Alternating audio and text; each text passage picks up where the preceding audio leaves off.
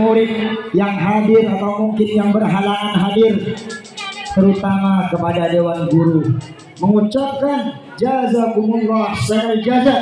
Mudah-mudahan Allah Subhanahu wa taala memberikan pangkat yang tinggi nanti di hadapan Allah Subhanahu wa taala. Kenapa?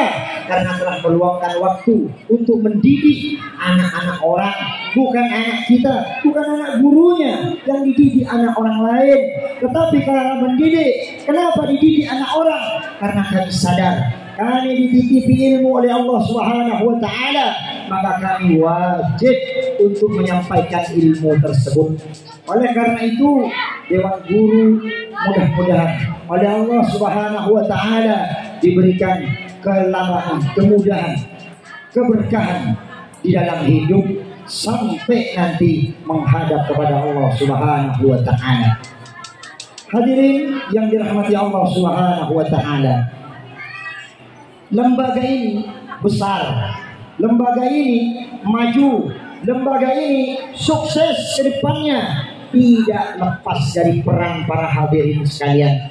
Jika para wali murid, jika santri-santri, alumni-alumni yang telah keluar mempunyai keyakinan bahwa gurunya adalah min ahli sunnah wal jamaah, termasuk dari golongan ahli sunnah wal jamaah, dan kemudian mempercayai kami, maka titiplah anak-anak kalian di pesantren-pesantren, pendidikan Islam yang jauh di sana, tentu di daerahnya masing-masing.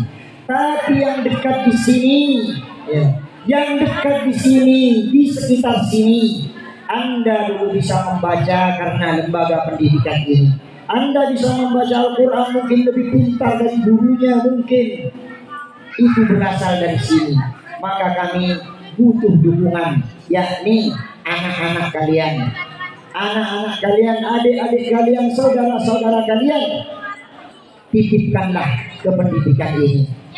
Kenapa? Karena kami sudah jelas, guru kita jelas bersanad, laulal isnad lahalakal ulum. Kalau ilmu itu tidak bersanad, hancur itu ilmu. Kenapa? Karena nanti orang itu akan berkata menurut saya. Jadi istilahnya, Bu, kalau saya ditanya bagaimana Pak Ustaz, sholat kamu seperti siapa? Saya akan dengan tegas saya katakan, sholat saya sama persis dengan guru saya. Saya tidak akan bilang seperti Rasulullah. Kenapa? Karena malah aneh.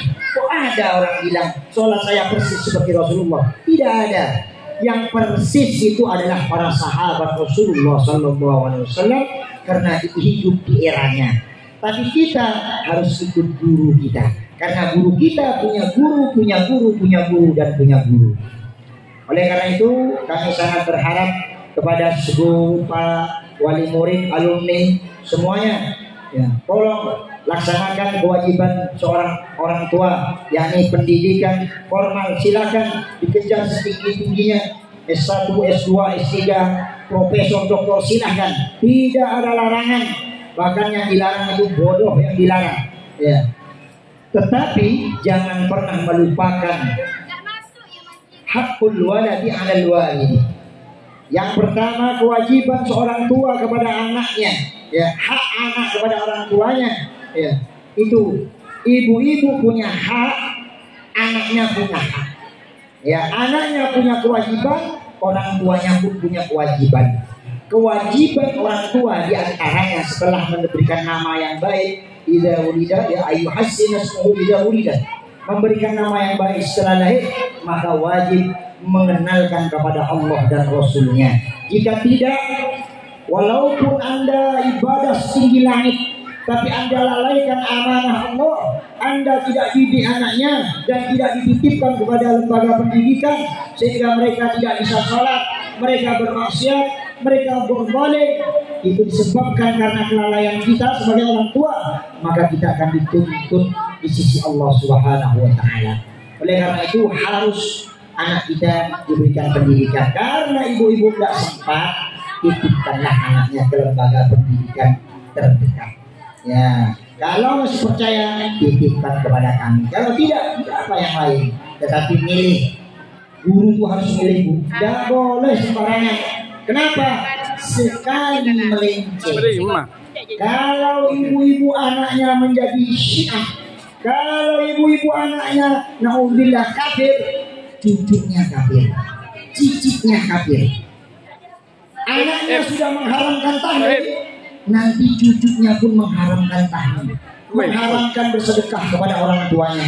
Kalau anaknya sudah tidak membenarkan maulid, ya, karena mungkin berburu, hartanya hebat ini sehingga dia tidak mau lagi maulid, haram, bid'ah katanya.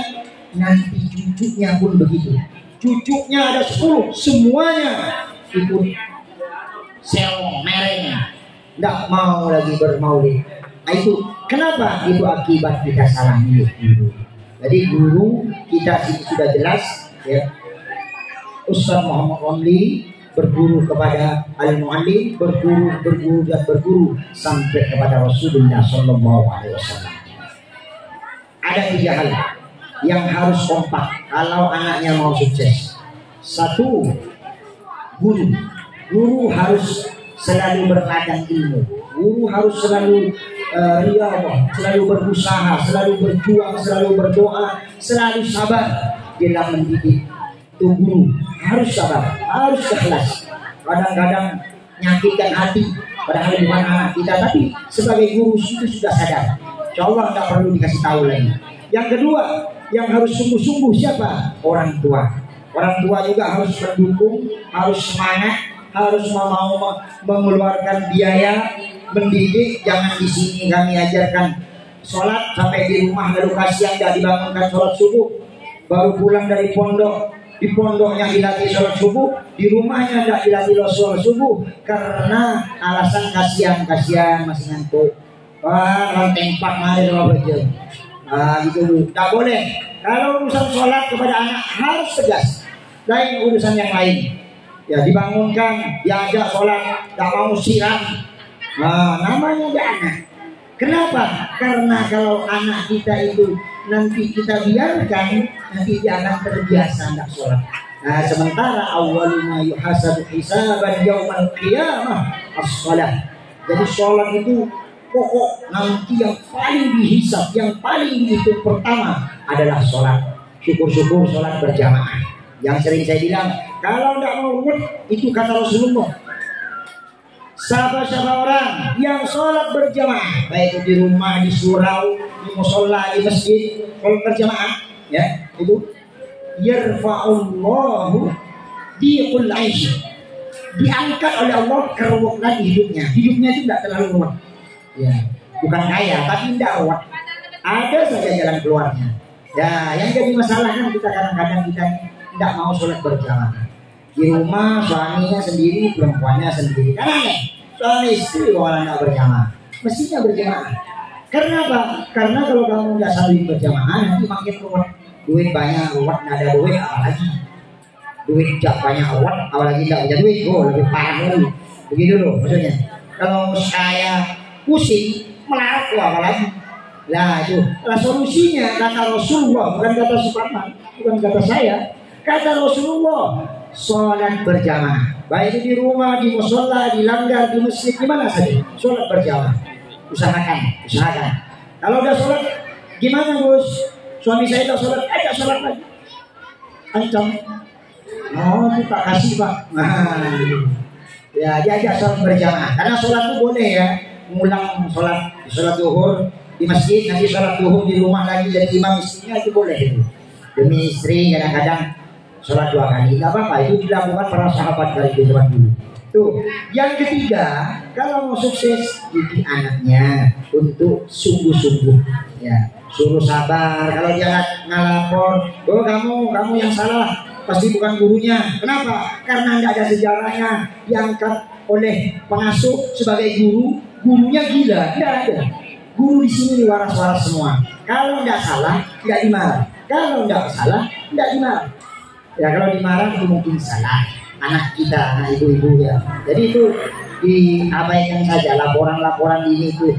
Dan yang terpenting adalah dukungan.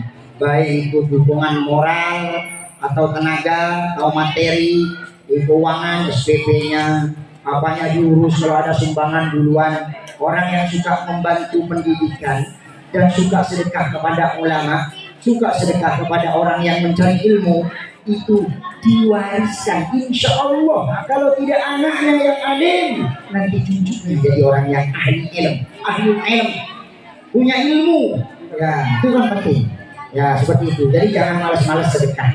Ya, dan sedekah itu